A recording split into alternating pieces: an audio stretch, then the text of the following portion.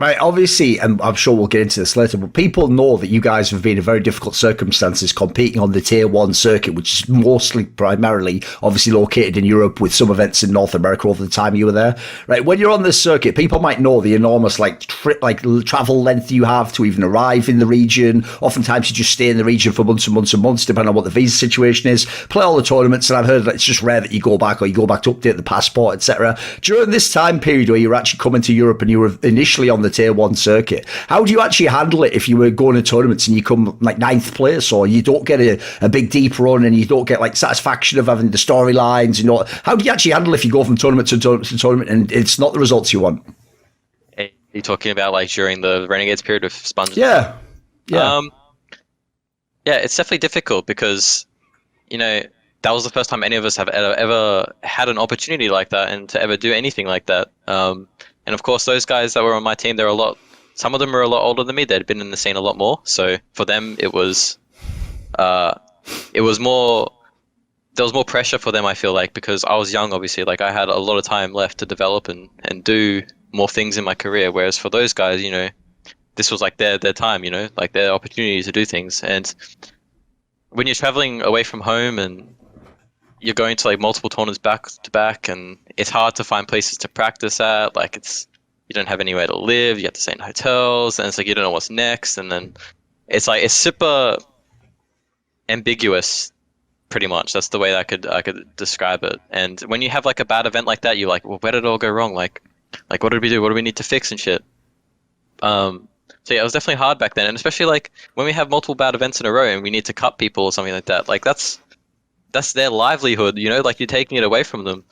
And obviously because they're from Australia, it's like they're so far away, they're not going to get the opportunity to do that again, especially back then. Like, there was no other teams that were like us. Like, you cut like one person off the team, then that's it, they're done pretty much. Like, it'd be super hard for them to climb back up and make their way onto an international team. So it's like there is a lot of pressure, and there's also like that's like obviously the negative side of it, but there's also like the good positive side of it, all the joy and stuff, where like you're traveling with your mates, you know, you've never done this before, everyone on the team's obviously friends, you're all from the same country, you get to travel to tournament, and it's like a dream that everyone was living. And obviously everyone on that team had played CS for a long time, and we'd see the teams before us when they went overseas, and everyone obviously wanted to be like them and represent the country and stuff. So I'd say there's like a lot of positives and there's a lot of negatives to that, but it was definitely very stressful as well. Like you said, like traveling and not knowing like which tournament is next, and like if you place bad, then what's going to happen? Are we all going to get cut? Is someone going to get cut and stuff like that? So yeah. Yeah, if people don't know, that's obviously a component that isn't factored in. It's like when you're on a journey like this, you've got to sort of think of it as like, you know, we're all mates and we're all on like this journey together. So it does make it a bit brutal when you're like, right, bad tournament for you, you're cut. Because I noticed in your team, you did all the cuts, but you just did them really slowly and almost one by one. It's like each person got a few months extra. Like, let's see if this guy works out. And listen, that's what I want to ask you is, I know back in the day, and this is actually the reason why I know fans won't know this from our relationship now, but actually people like Sponge most definitely did not fuck with me. I know Havoc hates me. It's because back in the day, right, when you're an analyst, you have to be a bit harsh sometimes. You have to sort of be like, look, it doesn't matter whether this is a good guy. Like, if the team needs to progress, maybe this guy has to be replaced by someone else. And then your team, if we're being honest, like a lot of these people did eventually have to go. Like you're saying, some of them are older in their career, or maybe they're just not good enough for modern Counter-Strike. So it took a long time though, right, this process of like gradually moving people in and out. And obviously the team totally changed identities before it gets to the period where we can talk about all the success, etc. Did you ever wonder, like, is this all it's ever going to be? Am I just going to be stuck coming like 9th place, like a good tournament's like 5th to 8th or something? Is this just it? Is this what Counter-Strike is? Do you ever wonder?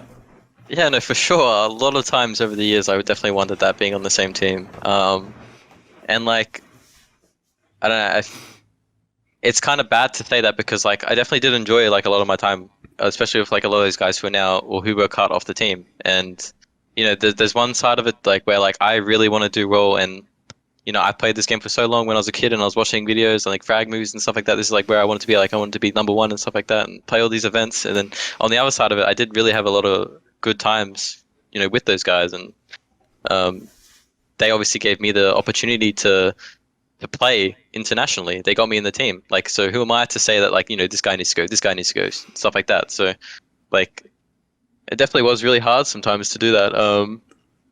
And I mean, eventually, sometimes we made the decision, and sometimes the organization made the decision. That's just like how it went. And when the organization made the decision, it was a lot easier.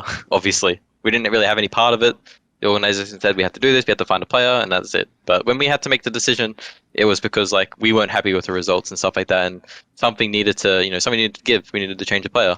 And I know Sponge actually had a lot of trouble doing this because he's like a very caring guy, and he understood more than anyone that like when you get cut off the team, that's it. You're done.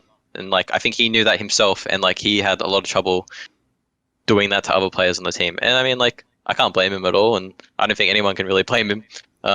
It's not like none of us tried. Like, everyone on the team definitely tried all the time. Everyone had the same goals and stuff. It's just sometimes it doesn't work out. And yeah, it's definitely like very shitty, but at the same time, there was like a lot of good memories, and yeah. Want to see more cool, funny, interesting clips based on topics from my content? Well, subscribe to this channel then, or, be a pleb and don't.